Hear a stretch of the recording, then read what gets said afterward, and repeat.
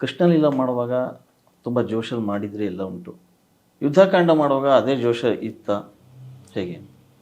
ಅಲ್ಲ ಖಂಡಿತ producer equally ಜೋಶ್ ಅಂದರೆ ಜಾಸ್ತಿ ಇತ್ತು ಕಡಿಮೆ ಇತ್ತು ಅಂತ ಹೇಳಕ್ಕೆ ಆ ಥರ ಇಷ್ಟಪಡಲ್ಲ. ಓಕೆ, ಎರಡಕ್ಕೂ ಈಕ್ವಲ್ ಜೋಶೇ ಇತ್ತು.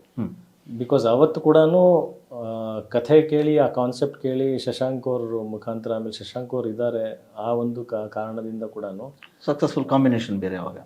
ಅಲ್ಲ ಕಾಂಬಿನೇಷನ್ ಅನ್ನೋದಕ್ಕಿಂತ ವೆರಿ ಸೆನ್ಸಿಬಲ್ ಡೈರೆಕ್ಟರ್. ಆ ಥರ ಕಥೆಗಳಿಗೆ ಆ ಥರ ವಿಷಯಗಳಿಗೆ ಬೇಕಿತ್ತು.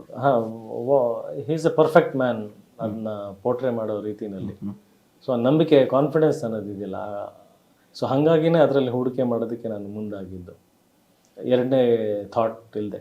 ಮತ್ತು ಕೆಲವೊಂದು ಬಹಳ ಅಪರೂಪ, ನಾವು ಓಕೆ ಒಂದಿನ ವಿಚಾರ ಮಾಡೋಣ, ಯೋಚನೆ ಮಾಡೋಣ, 4 ಜನಕ್ಕೆ ಕೇಳೋಣ ಅಂತ ನಿಮಗೆ ತಲೆನಲ್ಲಿ ಬಂದರೆ ನನ್ನ ಪ್ರಕಾರ ಎಲ್ಲೋ ಒಂದು ಕಡೆ ಅರ್ಧ ಮನಸ್ಸಿದೆ, ನಾವು ಡೌಟಲ್ಲಿ ಮುಂದುವರಿಬಾರ್ದು.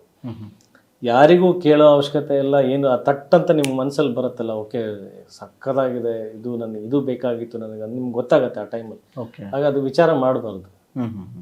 ಸೊ ಆ ಒಂದು ಹುಮ್ಮಸ್ ಆ ಟೈಮಲ್ಲಿ ಏನು ಬರುತ್ತಲ್ಲ, ಅದನ್ನು ನೀವು ಒಂದು ಕಮಿಟ್ಮೆಂಟ್ ಅಂತ ಹೇಳ್ತೀವಿ. Commitment to self, our selves. ಈ ಸಿನಿಮಾ ನನ್ನ ಪ್ರೊಡಕ್ಷನಿಂದ ಬಂದರೆ ನನ್ನ ಸಾರ್ಥಕತೆ. ಅಜಯ್ ಏನು ಕೊಟ್ಟ ಇಂಡಸ್ಟ್ರಿಗೆ ಒಂದು ಅಚೀವ್ ಇದ್ದಂಗೆ. 100 ಕತೆ ಕೇಳೋದು ಬೇರೆ, ಈ ಕತೆಗೆ ಅಪಾರ್ಟ್ ಫ್ರಮ್ ಕಮರ್ಷಿಯಲ್ ಥಿಂಗ್ಸ್, ನಾಳೆ ಸಿನಿಮಾ ನೋಡಿದಾಗ ಹೌದಪ್ಪ ಅಜಯ್ ತನ್ನ ಸಂಸ್ಥೆಯಿಂದ ಸಿನಿಮಾ ಪ್ರೊಡ್ಯೂಸ್ ಮಾಡ್ತಾನೆ ಅಂದರೆ ಒಂದು ಪ್ರಾಮಿಸಿಂಗ್ ಸಿನಿಮಾ ಇರುತ್ತೆ. ಸೊ ಅದು ಸ್ಪಾರ್ಕ್ ವಿತಿನ್ ಸೆಕೆಂಡ್ಸ್ ಬರಬೇಕದು.